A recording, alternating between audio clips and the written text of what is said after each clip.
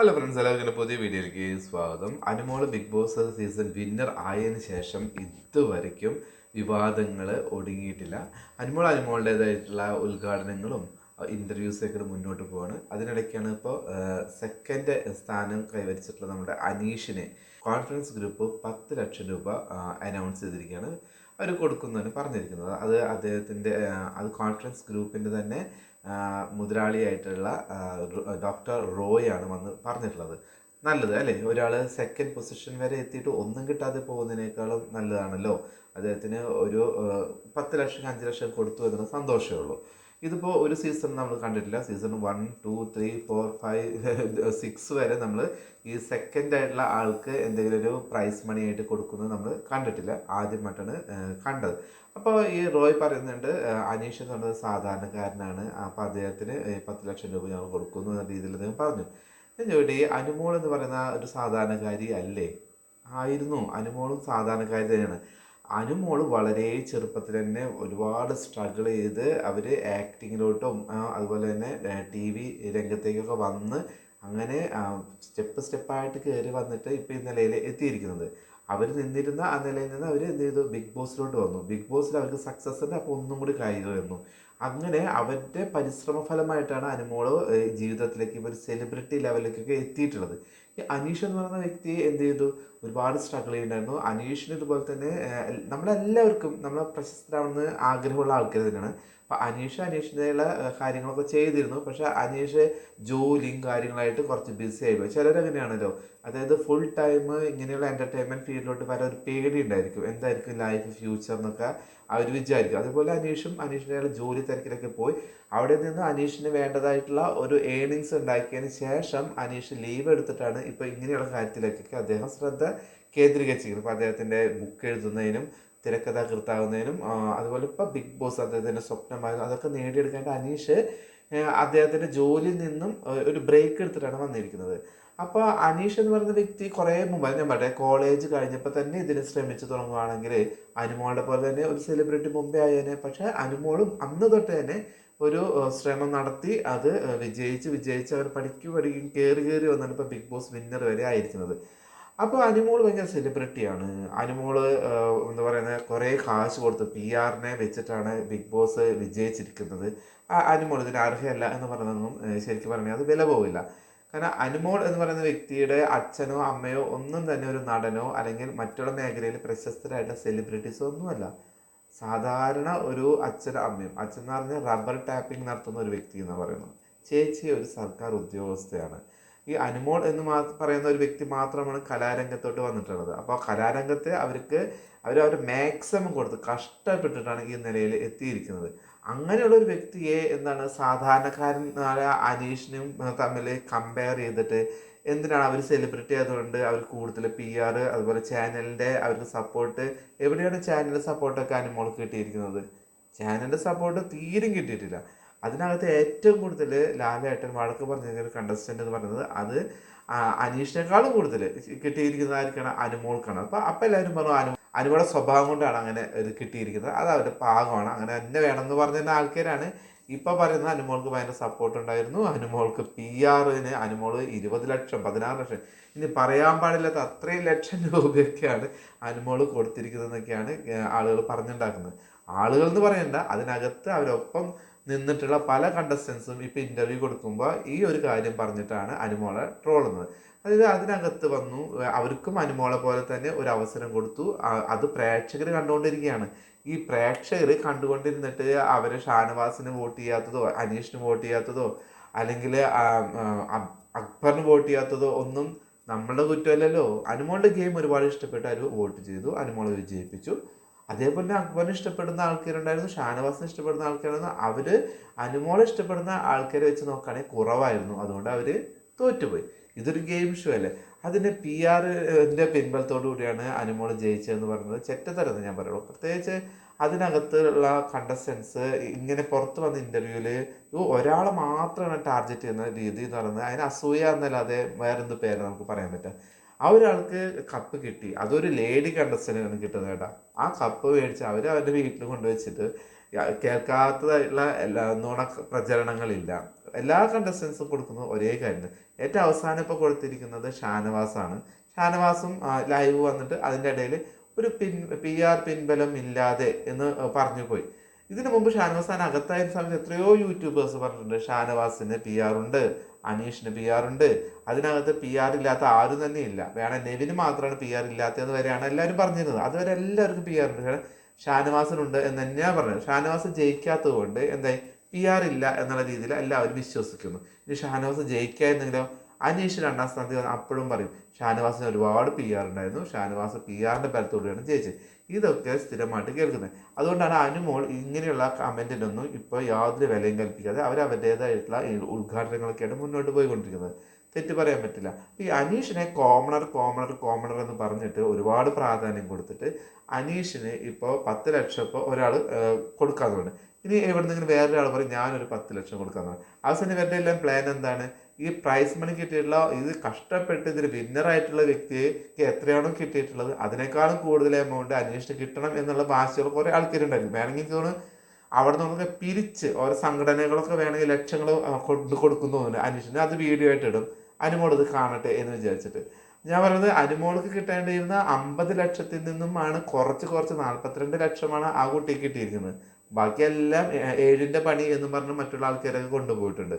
അപ്പോൾ അതും കഴിഞ്ഞിട്ട് കുറച്ചൊരു തുകയാണ് ഇപ്പോൾ അനുമോളുടെ കയ്യിൽ. അപ്പോൾ അനുമോളെ വെട്ടിക്കാൻ വേണ്ടി ഇപ്പോൾ അനീഷിന് അവിടെ നിന്ന് പിരിവ് നടത്തി ലക്ഷങ്ങൾ കളക്ട് ചെയ്തിട്ട് അനീഷിനെ കൊടുത്തിട്ട് 50 ലക്ഷം തികച്ച് കൊടുക്കാനുള്ള തത്രപ്പാടിലാണ് ആൾക്കാർ. അത് എന്ത് തന്നെയാവട്ടെ അനീഷിന്റെ ഭാഗ്യം എന്ന് പറയാൻ പറ്റുള്ളൂ അല്ലേ. എല്ലാ കണ്ടസ്റ്റൻസും അനുമോൾക്ക് എതിരെയായപ്പോൾ അനീഷിന് മനസ്സിലായി അനീഷിനെ ഒരാൾ പോലും ഇപ്പോൾ എതിർക്കുന്നില്ല. എല്ലാവരും വന്നിട്ട് അനീഷിനെ ഒരുപാട് സപ്പോർട്ട് ചെയ്തു. അപ്പോൾ അതിന് അനീഷ് മനസ്സിലായി പുറത്ത് അനീഷിന് നല്ല വോട്ടുണ്ട്, നല്ല സപ്പോർട്ട് ഉണ്ടെന്ന് മനസ്സിലായപ്പോൾ അനീഷ് ഇനി ഗെയിം മാറ്റിയാലും കുഴപ്പമില്ല, ഞാൻ ഇനി കുറച്ച് നന്മമാരാകും. അപ്പോൾ നന്മമാരായി നിന്ന് കഴിഞ്ഞാൽ ഇതിനകത്തുള്ള കണ്ടസ്റ്റൻസ് എന്നെ ഒന്നും കൂടി പൊക്കും, അതെനിക്ക് പുറത്ത് കുറച്ചും കൂടെ വോട്ട് കിട്ടാനായിട്ട് ചാൻസ് ഉണ്ടാവും. അതുകൊണ്ടാണല്ലോ അനീഷിൻ്റെ ഈ വിവാഹത്തിൻ്റെ ഉള്ള പ്രപ്പോസൽ പറഞ്ഞുകൊണ്ട് അതിനകത്തുള്ള കണ്ടസ്റ്റൻസ് എല്ലാവരും അനുമോളായിട്ട് ടീസ് ചെയ്യുമ്പോഴും അനുമോളിട്ടിട്ട് ഒരുപാട് വിഷമിപ്പിക്കാനും അനീഷ് കൈകെട്ടി നോക്കി നിന്നത്. അനീഷ് ഒരൊറ്റ വാക്ക് മതിയായിരുന്നല്ലോ, അത് ഞങ്ങൾ രണ്ടാളും പറഞ്ഞ് തീർത്ത കാര്യമാണ്, നിങ്ങൾ ഇതിൽ ഇടപെടരുത് എന്ന ഒരു വാക്ക് അനീഷ് എന്നുകൊണ്ട് പറഞ്ഞില്ല. അവിടെയും അനീഷിൻ്റെ ഗെയിമാണ് കൂടുതൽ പ്രാധാന്യം കൽപ്പിച്ചത്. അതെന്തുകൊണ്ടാണ്? അനുമോളോടുള്ള ഈ ഒരു പ്രപ്പോസൽ എന്ന് പറഞ്ഞാൽ അദ്ദേഹത്തിൻ്റെ ഗെയിമായിരുന്നു. അതുകൊണ്ടാണ് അദ്ദേഹം കൈ കെട്ടി അവിടെ നോക്കി നിന്നത്. ഒരു പെൺകുട്ടി എങ്ങനെ വിഷമിച്ചാലും കാര്യമില്ല, എനിക്ക് കപ്പെടുക്കണം എന്നുള്ളൊരു ഒറ്റ മോശമായ ചിന്താഗതിയോടുകൂടിയാണ് അനീഷ് അവിടെ നിന്നിട്ടുള്ളതാണ് എനിക്ക് തോന്നിയത്. ശക്തമായിട്ട് അങ്ങനെ തന്നെയാണ്. പിന്നെ ഇൻ്റർവ്യൂവിന്, അതായത് ബിഗ് ബോസിന് അകത്തോട്ട് വരുന്നതിന് മുമ്പുള്ള ഇൻ്റർവ്യൂവിലും എല്ലാം പറയുന്നത് ഇദ്ദേഹം സ്ത്രീ വിരുദ്ധനാണെന്നാണ് പറഞ്ഞിട്ടാണ് ഇതിനകത്ത് കയറിയെന്ന് അഞ്ജന ചോദിക്കുമ്പോൾ യെസ് എന്ന് അദ്ദേഹം പറഞ്ഞിട്ടുണ്ട്. മെറ്റേണിറ്റി ലീവ് കൊടുക്കാൻ പാടില്ല, സ്ത്രീകൾക്ക് ഒരുപാട് സ്വാതന്ത്ര്യം കൊടുക്കാൻ പാടില്ല, ഇത്തരത്തിലുള്ള കുറേ കാര്യങ്ങളൊക്കെ പറഞ്ഞിട്ടാണ് അനീഷ് ഇതിനകത്തേക്ക് വന്നു എന്നാണ് അഞ്ജന പറയുന്നത്. ഇന്നേ വരെ അനീഷ് അതിനെതിരായിട്ട് ഒരു വീഡിയോ ഇട്ടിട്ടില്ല, ഞാനിങ്ങനെ പറഞ്ഞിട്ടില്ല എന്ന് പറഞ്ഞിട്ട് വീഡിയോ ഇട്ടിട്ടുമില്ല. അപ്പോൾ അനീഷിന് അവിടെ ഒരു ഇമേജ് കൊടുക്കണമായിരുന്നു, അതായത് ഞാൻ ഒരു സ്ത്രീ വിരുദ്ധനാണ് എന്ന രീതിയിൽ.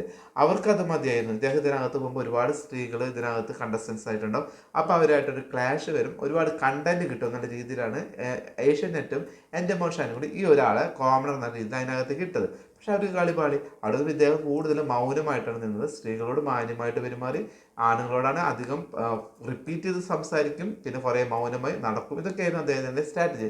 ഇവർ ഉദ്ദേശിച്ച രീതിയിലുള്ള ഒരു കാര്യം കണ്ടന്റും അനീഷിൻ്റെ കയ്യിൽ നിന്ന് ഇവർക്ക് കിട്ടിയിട്ടില്ല. പിന്നെ അനീഷിന് തുടക്കം മുതൽ വലിയ സപ്പോർട്ട് ഒന്നും ഉണ്ടായിരുന്നില്ല. ഒരു പകുതിക്ക് വെച്ചിട്ടാണ് അനീഷ് സപ്പോർട്ട് കൂടാൻ തുടങ്ങിയത്. അപ്പോൾ എപ്പോഴാണ് അനീഷ് റിപ്പീറ്റ് ചെയ്ത് പറയുന്ന കാര്യങ്ങളൊക്കെ നിർത്തി. അങ്ങനെയൊക്കെ വന്നപ്പോഴാണ് അനീഷിനെ കൂടുതൽ ആൾക്കാർ ഇഷ്ടപ്പെടാൻ തുടങ്ങിയത്. പിന്നെ അനുമോളോടുള്ള ദേഷ്യം എന്ന് പറഞ്ഞാൽ അനുമോൾ ഡ്രാമ ക്യൂനാണ്, കരച്ചിലാണ്. അത് കുറച്ച് ആൾക്കാർ കരയുന്നത് തീരെ ഇഷ്ടപ്പെടാത്ത ഒരുപാട് ആൾക്കാരുണ്ട്. പ്രത്യേകിച്ച് സീരിയലിലൊക്കെ അഭിനയിക്കുന്ന ലേഡി കണ്ടസ്റ്റൻസ് വരുമ്പോൾ അവർ കരഞ്ഞാൽ അത് ഡ്രാമയാണെന്ന് പറയും. നേരെ തിരിച്ച് അക്ബറോ ഷാനവാസോ കരഞ്ഞു കഴിഞ്ഞാൽ അവർ മനസ്സിൽ തട്ടിയിട്ടാണ് അവർ കരയുന്നതെന്ന് പറയും.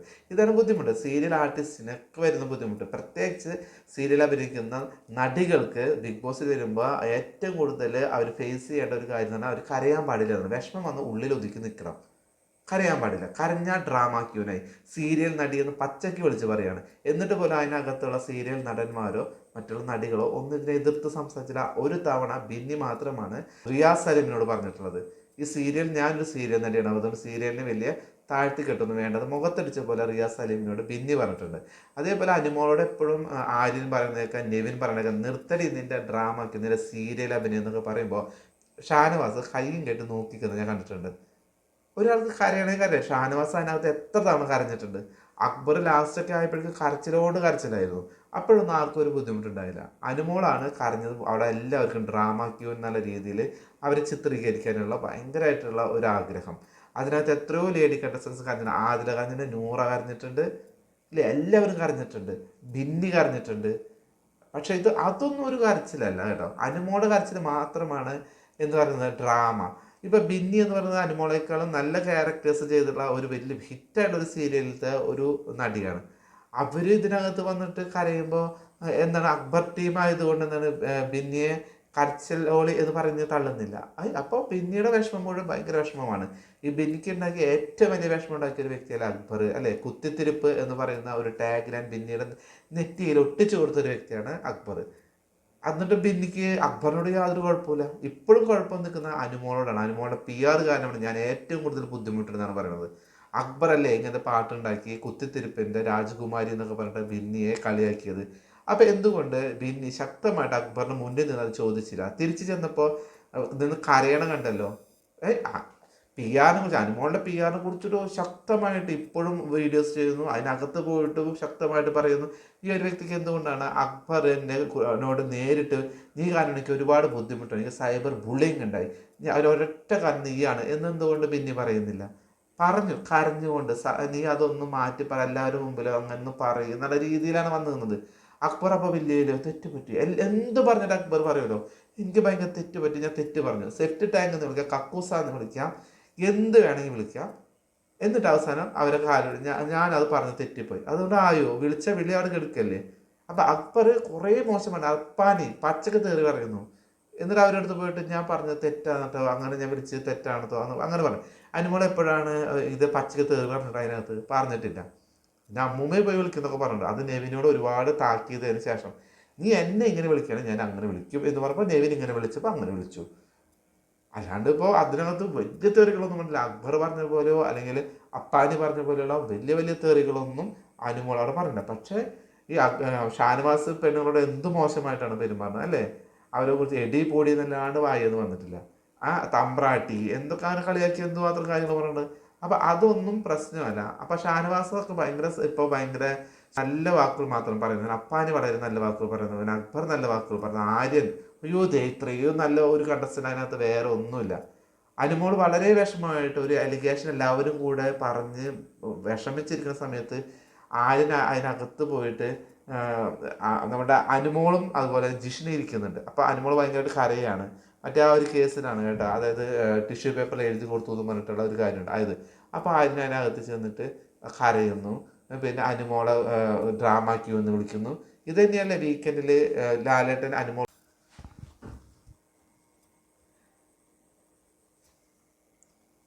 വീക്കെൻഡ് എപ്പിസോഡിൽ ലാലേട്ടൻ അനുമോളായിട്ട് സംസാരിച്ചുകൊണ്ടിരിക്കുമ്പോൾ ആര്യൻ അതിൻ്റെ ഇടയിൽ പോയിട്ട് ടിഷ്യൂ പേപ്പർ കരയാനായിട്ട് കൊടുക്കുന്നു, കളിയാക്കുന്നതിൽ. ഇത്രയും വലിയ ഒരു നടൻ വീക്കെൻഡ് എപ്പിസോഡിൽ വന്നിട്ട് ഒരു വ്യക്തിയോട് ഒരു കാര്യം ചോദിക്കുമ്പോൾ അവരെ ഇമോഷൻ പറയുന്നതിൻ്റെ ഇടയിൽ കളിയാക്കിക്കൊണ്ട് മറ്റൊരു കണ്ടസ്റ്റന്റ് അതിനെ തടുക്കാനോ എന്താണ് ആര്യം ഇങ്ങനെ ചെയ്യുന്നതിന് ചോദിക്കാനോ ലാലേട്ടൻ നിന്നിട്ടില്ല. അതാ പറയുന്നത്, ലാലേട്ടൻ്റെ ഭാഗത്ത് നിന്ന് അനുമോൾ യാതൊരു തരത്തിലുള്ള സപ്പോർട്ടും ഉണ്ടായിട്ടില്ല. പിന്നെ എന്തിനാണ് നമ്മൾ അനുമോൾക്കാണ് അവിടെ കൂടുതൽ പ്രിവിലേജ് എന്ന് പറയുന്നത്. PR കാര്യം, ഒരുപാട് PR കാര്യം കേട്ട് കേട്ട് കേട്ട് കേട്ട് മടുത്തു പോയൊരു കാര്യമാണ് ഈ PR ഒരു കാര്യം. ഇനിയെങ്കിലും നിർത്തുക. കാരണം ഒരാൾ ജയിച്ചു, ആ സീസൺ കഴിഞ്ഞു, ഇനി അടുത്ത സീസണിലേക്ക് വേണ്ടി പ്രേക്ഷകർ കാത്തിരിക്കുകയാണ്. അപ്പോഴാണ് ഇവരുടെ ഇതൊന്നും തീരാത്തത്. എന്തെങ്കിലും ഒരു ഇൻ്റർവ്യൂവിൽ വന്നിട്ട് പറയുകയാണെങ്കിൽ അപ്പോൾ അനുമോൾ PR ഇത് തന്നെയല്ലാണ്ട് വേറെ ഒന്നുമില്ല ഇവർക്ക് പറയാൻ. അപ്പോഴും അനുമോൾ തന്നെയാണ് ഇവരുടെ പ്രധാന content. Bigg Boss season 7 Bigg Boss വീടിനകത്തും അനുമോൾ തന്നെ കണ്ടന്റ്. അത് കഴിഞ്ഞ് വിന്നറായി പുറത്ത് വന്നപ്പോഴും ഇവർക്ക് എല്ലാവർക്കും അനുമോൾ തന്നെയാണ് കണ്ടന്റ്. അവിടെയാണ് ഒരാളുടെ ഗെയിം എത്രത്തോളം സക്സസ്ഫുള്ളും എത്ര സ്ട്രോങ് ആയിരുന്നു നമ്മൾ മനസ്സിലാക്കേണ്ടത്, അല്ലേ. ഒരു PR കൊണ്ട് എത്രത്തോളം ഒരാളെ വെള്ള പൂശാൻ പറ്റും. അങ്ങനെയാണെങ്കിൽ എല്ലാവരും PR കൊടുത്തിങ്ങനകത്ത് വന്നിട്ട് ഇവരെ വെള്ള പൂശി കൊണ്ട് നിന്നാൽ പോലെ. ഈ ബിൻസി എന്നൊക്കെ പറഞ്ഞാൽ ആദ്യത്തെ 2-3 ആഴ്ചയിൽ പുള്ളിൽ തന്നെ പുറത്തായി പോയിട്ടുള്ള ഒരു വ്യക്തിയാണ്. എന്തുകൊണ്ടാണ് പുറത്തായി പോയിട്ടുള്ളത്? അനുമോൾ എന്തുകൊണ്ട് പുറത്തായി പോയില്ല? അത് ഓക്കെ, അനുമോൾക്ക് ഒരുപാട് ഫാൻസ് പുറത്തുണ്ടായിരുന്നു, ഓൾറെഡി ഉണ്ടായിരുന്നു. അവർ അഭിനയിച്ചിട്ടുള്ള കോമഡി ഷോ അല്ലെങ്കിൽ അവർ അഭിനയിച്ചിട്ടുള്ള സീരിയലിനൊക്കെ കണ്ടിഷ്ടപ്പെട്ട ഒരുപാട് ആൾക്കാർ അനുമോൾ ഇഷ്ടപ്പെടുന്ന ആൾക്കാർ പുറത്തുണ്ടായിരുന്നു. അതേപോലെ ബിന്നിക്ക് ഇത്രയും സക്സസ്ഫുൾ ആയിട്ടുള്ള ഒരു സീരിയലിൻ്റെ ഒരു നടിയല്ലേ, അവർക്ക് എത്രത്തോളം സപ്പോർട്ട് ഉണ്ടായിരുന്നു? അവർക്ക് വളരെ മുമ്പേ പോയില്ലേ. നെവിൻ നെവിനേക്കാളൊക്കെ മുമ്പേ തന്നെ പോയി ബെന്നി. അതുകൊണ്ട് ബെന്നി പിടിച്ചു നിന്നില്ല. അപ്പോൾ ബെന്നി പറഞ്ഞു എനിക്ക് PR ഇല്ലാത്തത് കൊണ്ടാണ്. PR മാത്രം മതി ബിന്നി അതിനകത്ത് നല്ല നല്ല കണ്ടന്റുകളല്ല കൊടുത്തിരിക്കുന്നത്. അനുമോൾ കൊടുക്കുന്ന കണ്ടന്റും ബിന്നി കൊടുക്കുന്ന കണ്ടന്റും തമ്മിൽ ഭയങ്കര വ്യത്യാസമുണ്ട്. ബിന്നി കൊടുക്കുന്നത് മുഴുവൻ മറ്റുള്ളവർ കുശുമ്പും കുന്നാനും പറഞ്ഞിട്ടുള്ള കണ്ടന്റുകൾ എന്നാണ് ആ പ്രേക്ഷകരൊക്കെ പറയുന്നത്. അവർ കണ്ടിട്ടുള്ള വീഡിയോസൊക്കെ അങ്ങനെയാണ്. അനുമോള് അവിടെ ഇവിടെ ഇരുന്ന് കുശുമ്പും കുന്നായ്മയല്ലേ പറയുന്നത്, പറയാൻ കാര്യങ്ങൾ തുറന്ന് അടിച്ച് പറയുന്നു. ഇതാണ് വ്യത്യാസമുണ്ട്. അതായത് ഒരാളുടെ കുറ്റം മറ്റൊരാളുടെ അടുത്ത് പോയിട്ട് ഗുരുനാന്ന് പറയുന്നതും ഒരാളുടെ പറയാനുള്ള കാര്യങ്ങൾ അയാളുടെ മുഖത്ത് നോക്കി പറയുകയും ആ അഭിപ്രായങ്ങൾ പറയും, നമ്മൾ രണ്ട് വ്യത്യാസമുണ്ട്. അപ്പോൾ അനുമോള് കളിച്ച ആ ഗെയിമാണ് കൂടുതൽ ആൾക്കാർക്ക് ഇഷ്ടപ്പെട്ടത്, അത്രയേ ഉള്ളൂ. അത് ബിന്നി ആയാലും ബിൻസി ആയാലും രനി ആയാലും മനസ്സിലാക്കിയാൽ അത് കൊള്ളാം. അല്ലാണ്ട് ഇത് എന്താണ് PR കൊടുത്തിട്ടാണ് PR കൊടുത്തിട്ടത്. ഇത് കാണുന്ന പ്രേക്ഷകർ ഒരുപാട് ആൾക്കാരില്ലേ, അവർക്ക് ഇഷ്ടപ്പെട്ടാലല്ലേ അവർ വോട്ട് ചെയ്യുള്ളൂ. അല്ലാണ്ട് ഈ PR അടുത്ത് വന്നിരുന്നിട്ട് അനുമോൾക്ക് ചെയ്യട്ടോ, എന്താ 100 രൂപ പിടിച്ചോട്ടോ, ഇങ്ങനെ പറഞ്ഞിട്ടാണോ ഈ ആൾക്കാർ മുഴുവൻ വോട്ട് ചെയ്യുന്നത്? എത്ര ആൾക്കാരുണ്ട് അവർക്ക് വോട്ട് ചെയ്യാൻ സാധിക്കും? ഇല്ലേ, ഒരു പരിധിയില്ലേ. എനിക്ക് എത്രയോ അമ്മമാരെ വീഡിയോസ് നമ്മൾ കണ്ടു അല്ലേ, എത്ര ആൾക്കാരെ വീഡിയോസാണ് അനുമോളെ ഇഷ്ടപ്പെട്ടുകൊണ്ട്. പ്രത്യേകിച്ച് ആ ലാസ്റ്റ് വീക്കിൽ അനുമോൾക്ക് ഇത്രയധികം സപ്പോർട്ട് വരാൻ എന്തുകൊണ്ടാണ് ചാൻസ്? ഇവരുടെ അവിടുത്തെ ആ ഒരു പ്രഹസനം, ബെൻസിയുടെയും ശൈത്യയുടെയും ബിന്നിയുടെയൊക്കെ ഒരു പ്രഹസനം ഒരാളെ പിച്ച് ചെയ്യുന്ന പോലെയുള്ള അതാണ് പ്രേക്ഷകർക്ക് തോന്നിയത്. അപ്പോൾ അവർക്ക് സഹതാപം ഓട്ടോമാറ്റിക് തോന്നിയിട്ടുണ്ടാവും. അത് അനുമോളായിട്ട് ഇട്ട് കൊടുത്തതല്ലല്ലോ, അവരെന്നെ എല്ലാവരും കൂടെ അങ്ങനെ ഒരു കണ്ടന്റ് അതിനുള്ളിൽ ഇട്ട് കൊടുത്ത് അനുമോളെ അതിനെ ഇരയാക്കിയപ്പോൾ പ്രേക്ഷകരങ്ങ് പിന്തുണച്ച് അവരങ്ങ് കയറ്റി വോട്ട് ചെയ്തു ജയിപ്പിച്ചു. ഇതിപ്പോൾ ഇനി എന്ത് ചെയ്യാൻ പറ്റും? അവർ ജയിച്ചതിന് പ്രധാനപ്പെട്ട കാര്യങ്ങളിൽ നിങ്ങളുടെ ലാസ്റ്റ് അവിടെ ചെന്നിട്ടുള്ള പ്രഹസനം. എന്തുകൊണ്ട് ലക്ഷ്മി മസ്താനി ഒന്നും ഇത്തരത്തിലുള്ള ഒരു കാര്യത്തിന് പോയില്ല? അവരെന്തുകൊണ്ട് അനുമോൾക്ക് എതിരെ നിന്നില്ല? കാരണം അവർ ഓൾറെഡി നെഗറ്റീവാണ്. ഇനി നെഗറ്റീവ് അവർക്ക് താല്പര്യമില്ല. അവർ പോയിരിക്കുന്നത് അവിടെയുള്ള ആൾക്കാരെ പ്രോത്സാഹിപ്പിക്കാനും അവർക്കൊരു മെൻ്റൽ ഒരു സപ്പോർട്ട് കൊടുക്കാനും ഒക്കെ ആയിട്ടാണ് അവർ പോയത്. അല്ലാതെ അവിടെ പോയിട്ട് കൾച്ചർ കാണിക്കാനല്ല പോയിട്ടുള്ളത്. അവിടെ പോയിട്ട് ഞങ്ങൾക്ക് ഇതുവരെയും കിട്ടാത്ത ഒരു സ്ക്രീൻ പ്രസൻസ്, കുറേ ഡ്രസ്സ് മാറി മാറി ഇട്ടുകൊണ്ടും ഓരോന്നിനും ഓരോ ഡ്രസ്സ് ഇട്ട് ഓരോ ക്യാമറയുടെ മുമ്പിൽ വന്ന് നിൽക്കാനുമായിട്ടല്ല അവർ വന്നത്. അവർ വന്നത് എന്താണ്, അനുമോൾ അവിടെയുള്ള ലാസ്റ്റ് 5 കണ്ടസ്റ്റൻസിന് അപ്പോൾ അവർ വന്ന സമയത്ത് ലാസ്റ്റ് 7ഓ 6ഓ മറ്റുണ്ടായിരുന്നു. അത്രയും കണ്ടസ്റ്റൻസിന് ഒരു മെൻ്റലി ഒരു എന്താ പറയുന്നത്, ഒരു റിഫ്രഷ്മെൻറ്റ് എന്നുള്ള രീതിയിൽ അവരൊപ്പം നിന്ന് എല്ലാവരും ഹാപ്പി ആക്കുക, ഈ ഒരു ടെൻഷൻ കുറയ്ക്കുക എന്നുള്ളതാണ് നമ്മൾ എല്ലാ സീസണിലും അതാണ് കണ്ടിരിക്കുന്നത്. അവരെല്ലാ സീസണും ഇങ്ങനെ തന്നെയാണ് ചെയ്തത്. ആദ്യമായിട്ട് ഇത്രയധികം വഷളാക്കിയിട്ട് പൊട്ടിത്തെറിച്ചുകൊണ്ട് ഇത്രയും കണ്ടസ്റ്റൻസ് അതിനകത്ത് കയറി ആകെ വിളയാടി പോയിട്ടുള്ളത് ഈ ഒരു സീസണിൽ മാത്രമാണ്. അത് പ്രേക്ഷകർക്ക് ഒട്ടും പിടിച്ചില്ല എന്നുള്ളത് ഉറപ്പാണ്. അതുകൊണ്ടാണ് നെഗറ്റീവായിട്ടുള്ള ആൾക്കാർ ഒന്നും കൂടെ നെഗറ്റീവിലോട്ട് പോയിട്ടുള്ളതും. ഇതിന് പുറത്ത് നെഗറ്റീവായി അതിനകത്ത് പോയിട്ട് നല്ല രീതിയിൽ ബിഹേവ് ചെയ്ത ആൾക്കാർ പുറത്തേക്ക് വന്നപ്പോൾ വളരെ പോസിറ്റീവായി മാറിയതും ഇതുകൊണ്ടാണ്. അതാണ് പ്രേക്ഷകർക്ക് കണ്ട് വിലയിരുത്താനൊക്കെ നല്ല കഴിവുണ്ട്. അല്ലാതെ PR പിടിച്ചിരുത്തി പഠിപ്പിച്ചിട്ടൊന്നും വേണ്ട എന്നുള്ള കാര്യം 100% ഉറപ്പാണ്. അപ്പോൾ അനുമോളുടെ വിജയം എന്ന് പറയുന്നത് PR കൊടുത്ത വിജയമൊന്നുമല്ല, പ്രേക്ഷകർ കൊടുത്ത വിജയമാണ്. അത് ഇനിയെങ്കിലും മനസ്സിലാക്കുക. അനുമോളുടെ ഗെയിം എന്ന് പറയുന്നത് ഓരോ പ്രേക്ഷകരുടെ മനസ്സിലോട്ട് കയറിയിട്ടുണ്ട്. അതുകൊണ്ടാണല്ലോ ആദ്യ ദിവസം മുതൽ അവസാന ദിവസം വരെ അനുമോള് വോട്ട് നേടിക്കൊണ്ടേയിരുന്നത്. നമ്മൾ അതിൻ്റെ ഗ്രാഫ് കണ്ടിട്ടുള്ളതല്ലേ. ആ ഗ്രാഫിൽ നമ്മൾ നോക്കിയാൽ അറിയാം എത്രയോ ആൾക്കാർ സ്വന്തം മൊബൈലിൽ നിന്ന് ഈ ജിയോ ഹോട്ട്സ്റ്റാർ എടുത്ത് അനുമോൾക്ക് വോട്ട് ചെയ്തിട്ടുണ്ടാവും. അല്ലാണ്ട് ഈ PR കേരളത്തിലുള്ള ഇത്രയും ആൾക്കാരെ ഇൻഫ്ലുവൻസ് ചെയ്യാൻ പറ്റുമോ? അവർക്ക് പറ്റുമായിരിക്കും, കുറേ വീഡിയോസ് ഇട്ടുകൊണ്ട് ഇങ്ങനെ പറ്റും. പക്ഷേ ലൈവ് കാണുന്ന എന്നെ പോലുള്ള ആൾക്കാരെ ലൈവ് കണ്ടിരുന്ന ആൾക്കാരാണ്. അപ്പം നമ്മൾ ഈ ലൈവ് കാണുമ്പോൾ നമുക്ക് അക്ബറിൻ്റെ ചെയ്യാത്ത സ്വഭാവം, അപ്പാൻ്റെ ചെയ്യാത്ത സ്വഭാവം, ആതിര ചെയ്യുന്നത് എന്താണ്, ശൈത്യ ചെയ്യുന്നത്, ഇതൊക്കെ നമ്മൾ കാണുന്നുണ്ട്. അപ്പോൾ പിന്നെ നമ്മൾ എന്തിനാണ് PR പറയുന്ന ഈ വീഡിയോ കണ്ടിട്ട് നമ്മൾ എന്തിനു വിലയിരുത്തണം? നമ്മൾ തന്നെ സ്വയമായിട്ട് ആ പരിപാടി കണ്ടിട്ട് നമ്മൾ സ്വയമായിട്ട് ആ പരിപാടി കണ്ട് വിലയിരുത്തിയിട്ടാണ് വോട്ടുകൾ ചെയ്യുന്നത്, വീഡിയോസൊക്കെ ചെയ്യുന്നത്. ഇവർ പറയുന്നത് PR ഇനിയെങ്കിലും നിർത്തുക ഈ PR. കഴിഞ്ഞാൽ ബിഗ് ബോസ് സീസൺ 7 കഴിഞ്ഞു, ഇനി അങ്ങോട്ടൊന്നുമില്ല. അനീഷിന് ഇനി 10, 20, 30 ലക്ഷം കൊടുക്കുകയാണെങ്കിൽ കൊടുക്കട്ടെ, അത് അയാളുടെ ഭാഗ്യം അല്ലേ. അയാൾക്ക് ഇഷ്ടമുള്ള ഒരുപാട് ആൾക്കാരുണ്ടാവും. ഞാൻ വെച്ചാൽ അനുമോൾക്ക് ഇതൊന്നും കിട്ടാതെ വരുന്നുണ്ടോ? അനുമോൾക്ക് ഒരുപാട് ഇനോഗ്രേഷൻ വരുന്നുണ്ട്. അനുമോൾക്ക് ഇനിയും നല്ല ഭാഗ്യം. പിന്നെ ഒരു കാര്യം കൊണ്ടുണ്ട്, നമ്മളൊരു ഒരു